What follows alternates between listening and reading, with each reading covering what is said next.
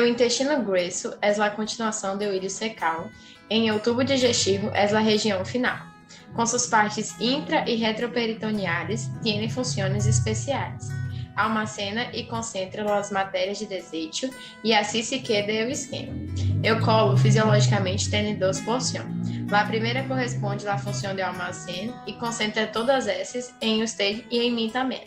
A segunda se excreta todo o absorvido e usted queda bem e menos aborrido. Tiene 120 centímetros este tubo longitudinal, que empieza na válvula iliocecal e termina em um esfíncter anal. Suas distintas características anatômicas, como apêndices aumentados, tênis cólicos e abstracções, suas configurações normais. O intestino grueso consta de 8 partes seguintes: cego apêndice, colo ascendente, transverso descendente. Nos ouvidos tem o sigmoide recto e o canal anal que se queda em sumente. A hora, por se acaso, este problemas intestinais que surgem a qualquer momento. Existem várias enfermidades que podem afetar o bom funcionamento. Sem desviar a atenção, se escute a razão. Entre muitas enfermidades, o câncer coloretal merece atenção. Olá, meu nombre es José Paulo Martins Cardoso, é do Sistema Grueso e eu vou falar. Então, vamos empezar? Bueno, para um bom humor, temos o sistema motor. O trato digestivo é a última porção, pero não penses que por isso ele não tem uma importante função. Com o tamanho de 1,5 metro, tens partes que vou nombrar: cólon ascendente, transverso e descendente. Do sigmoide e do recto não te podes olvidar, que em sua função normal absorve substâncias buenas e excreta las anormal. As bactérias da flora intestinal atacam o bolo alimentar, para que nada se pueda passar sem se degradar. O cólon, como uma importante função, absorve a água e os eletrolitos presentes na digestão, o que ajudam a formar os componentes da excreção. Em la motilidade normal, podemos nombrar que há grandes funções, como a segmentação, que tem tudo a ver com sua relaxação e contração, que com a ajuda da movimentação em massa ocorre a excreção, de onde se está a última porção, cujos nomes vou falar: o recto e o sigmoide, para você também não se olvidar. Por último, temos o vaciamento, que só quando se produz o movimento ele empieza a trabalhar, passando as heces por ele e listo para excretar. Sua participação, hablarei de la absorção, portanto, preste atenção. Por el dia, 1.500 ml de líquido passa por la válvula iliocecal, onde se absorve água e eletrolito por causa su total. El colo funcionalmente se divide em 2 porções: absorvente, por sua absorção alta e frequente, e el colo de depósito. Também tem seu propósito, com as heces armazenadas para depois ser excretada. El colo absorve sódio muito ativamente, arrastado vem o cloruro, pero passivamente, e logo há um intercâmbio por el bicarbonato. Ademais, não se queda de fora el potássio secretado. Através da osmose, a água se absorve, tendo bom resultado. Não se olvide, ticos, a capacidade máxima de área de absorção entre líquido e eletrolíquido é de 5 a 8 litros. Preste muita atenção. Os bacilos em el colo fazem sua produção, vitaminas importantes, como está na descrição. Las heces fecales têm sua composição. É todo bem detalhado para não quedar a confusão. El colóide depende de vários mecanismos presentes, pois de pessoa a pessoa, cada um é diferente. A mucosa do intestino grueso tem suas diferenças, e quando lhe perguntas, não se quede dudoso. Sua função principal é secretar moco. Para a secreção do moco, há estímulos diferentes. Com eles funcionando, todo se queda regularmente. O moco, com suas funções, alterações do intestino grueso. Por desgraça, nem tudo é tão perfeito assim. Com o desequilíbrio de la homeostase, a harmonia llega al fim. Entra ahora mecanismos que intentam restaurar essa paz que havia antes para a vida preservar. Pero quando em esse intento a célula não se pode adaptar, resta ahora los doctores la fisiopatologia desvendar.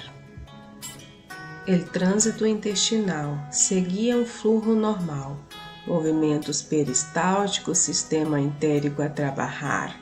Quando isso não ocorre, complicações vão se instalar. Desmotilidade, estreñimiento, obstruções vão a motilidade ralentizar. Evacuação dificultosa, dolor ao defecar, distensão abdominal, gases e vômitos vão se manifestar. Não pense usted que é coisa de pobre com pouca condição, porque por incrível que pareça, o estresse é o fator de risco que atinge também a la alta população. Pensas que se terminou, ainda tem a alteração da absorção, um processo da digestão que é um problemão. O síndrome de la má absorção pode ser assintomático, perda de peso com astênia ou passar desapercebido no início, pero a diarreia, a distensão abdominal indica que algo está mal. Quando se reduz a absorção de graxas, proteínas e carboidratos, se genera desnutrição. Ademais, há coisas que não são do espaço, pero a reduzida absorção de graxa provoca em seu interior muitos ismos, entre eles se destaca o meteorismo. Recordo Pedro, chamado flatulência, que com fermentação de los carboidratos por parte das bactérias, genera a distensão abdominal, que se provocará em usted pum. A absorção diminuída de vitamina D e cálcio genera parestesia, tetania e dolor óssea. A redução de vitamina A hiperkeratose de vitamina B12, palidez, estenoses. Também, acredite, a deficiência de zinco gera acrodermatites. Se pensas que tudo se quedou, estás enganado, tendo como corrigir os fatores de malabsorção, evitando o consumo de tóxicos ou antibióticos, para não modificar a flora intestinal. E, consultando médicos e se seguindo as indicações habituais, terá uma digestão espetacular. Lembrando que prevenir é melhor que remediar. A diarreia de aspecto normal é ocasionada por várias razões, entre elas não nutricional. Outro exemplo que posso citar é quando a heces do intestino grueso não tarda a passar. Também pode haver um desequilíbrio na flora intestinal, ocasionado por antibióticos do cotidiano, que pode ser ocasional. Existem 4 tipos de diarreia do aspecto normal. Vou apresentar de uma forma general. A diarreia osmótica é uma delas, provocada por heces que, através de um excesso de água, se dissolvem devido a determinada substância que no aparelho do coelho não se absorve. A diarreia secretora tem esse nome precisamente porque provoca uma secreção de sales, como cloruro de sódio e água em heces, que provocam uma intoxicação patogênica, causando males. A diarreia por má absorção de hidrato de carbono ocorre quando há uma diminuição na absorção de água, e isso é lógico, pois o que causa uma absorção deficiente de carboidrato e sódio. A última é a diarreia por ressecção parcial do intestino. Provoca câmbio na taxa de evacuação de heces, que diminui o tempo que permanece no intestino, pero com o mesmo destino, provocando uma absorção pelas vias biliares que estão ubicado em Lyon. Diarreia com cambios estruturais do colo.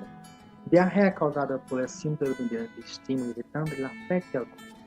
Sintomas variam, pero geralmente incluem dolor abdominal, barro, má digestão abdominal, gases e diarreia. Diarreia causada por síndrome de absorção deficiente de nutrientes. La má absorção se refere à absorção intestinal de déficit de nutrientes. Resulta lá defeitos congênitos que evoluem a transporte de nutrientes, defeitos adquiridos pelas células de absorção intestinal, que recobrem a superfície do intestino.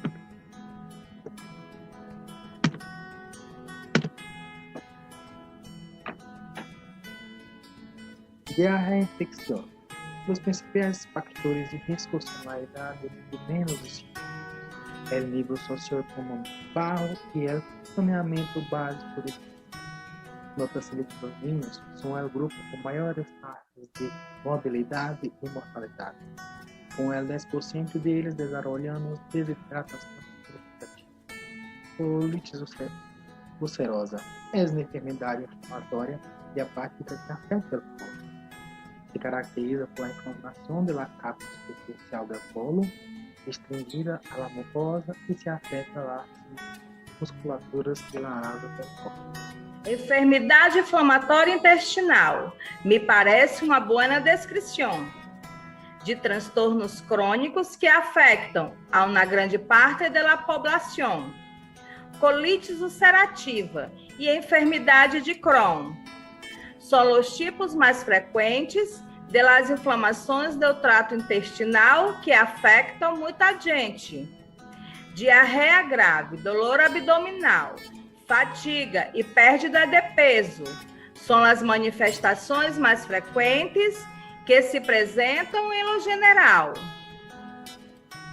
E sem mais demora, vale recalcar que os fatores involucrados em essas afecções são vários, pero vale destacar de los genéticos, imunitários, infecciosos e ambientais, são os que vão lá caracterizar. E agora irei falar sobre a enfermidade de Crohn. A enfermidade de Crohn é uma enfermidade inflamatória intestinal que pode afetar qualquer local e com isso o tubo digestivo fica malo.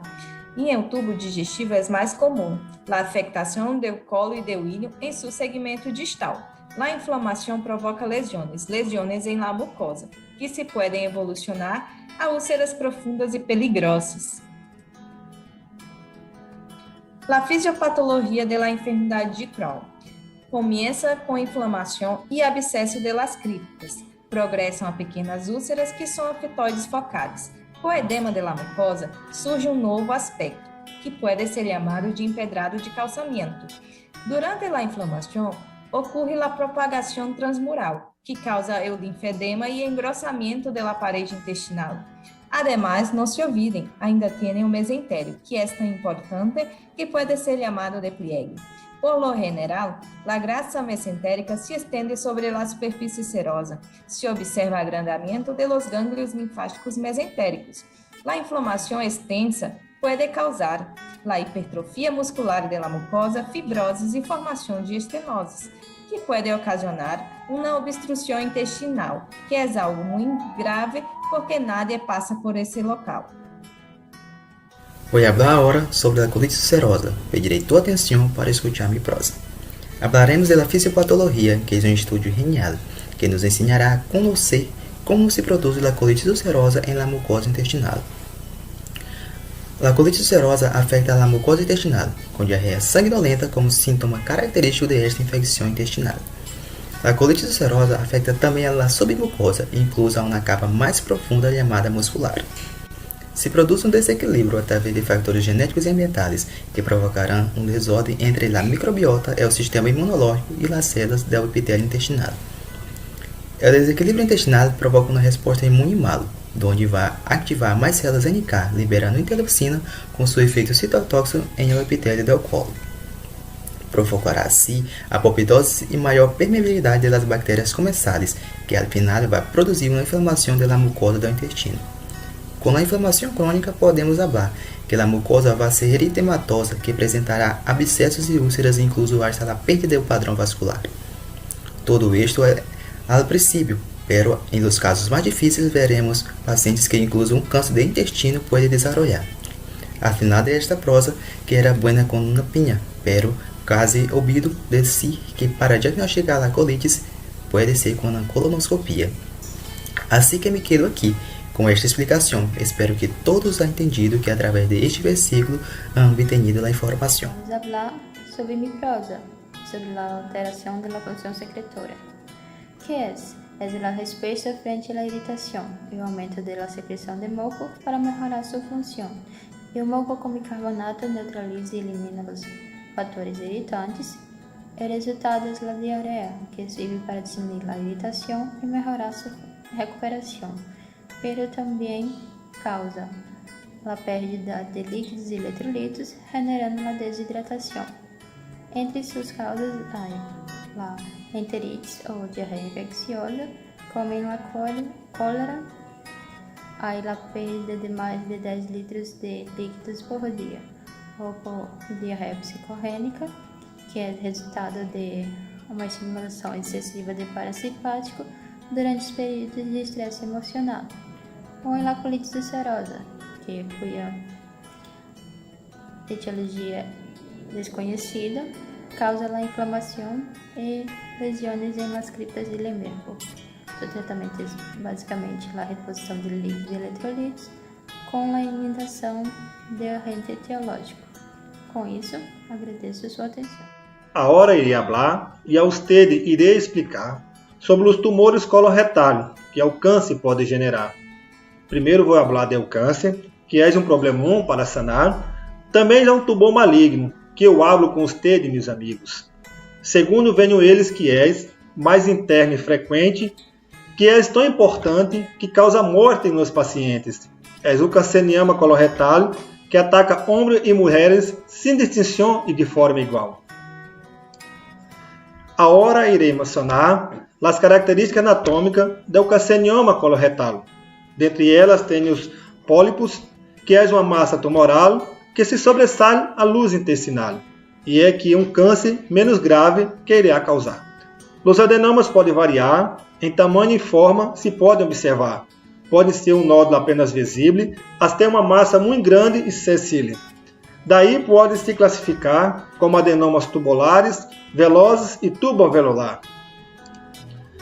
E aqui, meus companheiros, termino este verso. Espero ter ajudado a entender este tema muito belo.